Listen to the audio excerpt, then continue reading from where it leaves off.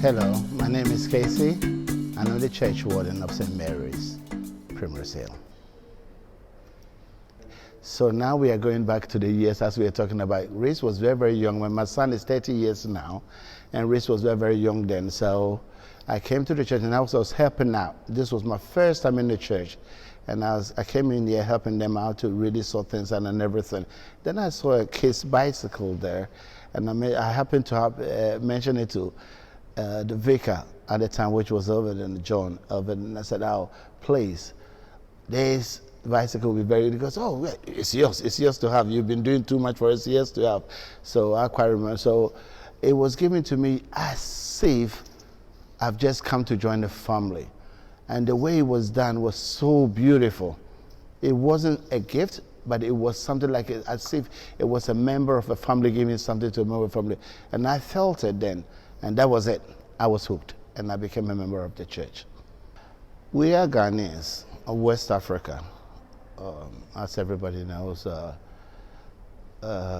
we are sort of based in the coastal area, and we used to be called the Gold Coast and everything. So until we had our independence in 1957, and then it was called Ghana and all that. So it's always been a Christian country. Christian background and everything, a British colony and all that. So we have actually, so that's why my mother is called Elizabeth, named after the Queen and all that. So we have actually been a British colony for a long time, and this is where we're based. And so that is how we actually look at Britain as part of our heritage and everything. So because that's where we are, because we're a British colony. And when I say colony, it extends a bit deeper than what I'm saying here. If you know what I'm talking about, is the saddest thing about colony and all that is slavery. Slavery, and most of our people were actually transported and everything into slavery and all that through the colonies and all that.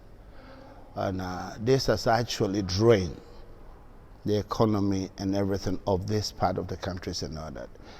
I'm saying this for people to understand what colonies mean. It doesn't mean that somebody's coming to give you charities or whatever, but I'm actually explaining what colony means. That we were colonized and our people were transported into countries like Britain and all that to actually come and work. And the saddest thing about this thing is most of the people who were transported were treated even badly than horses or the animals that their masters owned and everything. And on transportation and everything, the weakest ones and all that were actually chained, balled up, and thrown into the seas and everything. So when I say colony, I don't say it lightly. I say with the deepest sadness and everything, to say that we were colonized, and these things have happened. And I wish that people talk about it more, so that people will actually get to know and learn about how their family of other color and all that have come to mess up in this country and all that.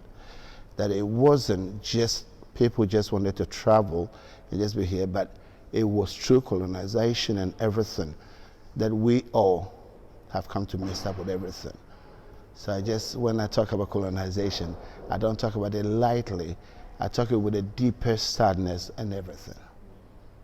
But it seems the slavery doesn't have really been washed out. So somebody don't want to really talk about that. And I believe that if we can talk and bring them all together, then we might get somewhere where healing comes into being, where people will regard us as all being family. We are not talking about it as one, and it's so wrong. I would say thank you to smartphones. This has been happening to black people for a long time.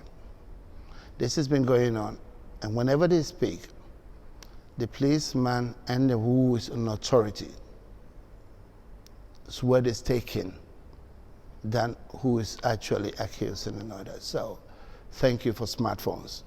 Had it not been a smartphone and somebody has spoken and said that somebody was knelt on for those particular seconds, and nobody would have believed that another human being can do that to another human being. Smartphones has opened our eyes and make us see, because everything is being recorded now. And because it was recorded, everybody can see the truth now. That is not lies. These things are happening. I believe in Christianity, and that's why I am here. That is why I'm a Churchwarden of St. Mary's. That the Lord has taught us to say, love thy neighbor as thyself. Because of smartphones, these people are being exposed now to show their evilness and all that. And I'm glad that the church is standing up to say, we are not part of this. We will stand up against this. We will talk. Please, it's not something that people should keep quiet about. If you see an injustice being done against the Chinese, against not just black people's lives matter, but against everyone, if you see an injustice being done, it's not just easy just to stand about. Just say it. Black Lives Matter, I feel very passionate about it. Very, very passionate about it. And I feel it's about time. It's been exposed now. It's out there. Let us all have a discussion about this, and let us put it right and get this right. The church has to really stand up and be counted. We have a vicar now who is a lady, which never would have been accepted years ago. We have gay bishops and everything now, because people actually stood up. We have people of different and all that. We are all one, for judgment comes from just our Father who is above. We should accept people as they are. This is the Lord's creation. And for we to love one another, we have to accept our differences and all that, so that the Lord will, when He calls us one day, we will not really be accounted for something that we actually didn't do right. We should really accept each other as they are. And if we all work at it, forgive each other, do what is right. So I believe so totally that love will conquer all this. And it's always been, look at where we are now. We should love each other as one another.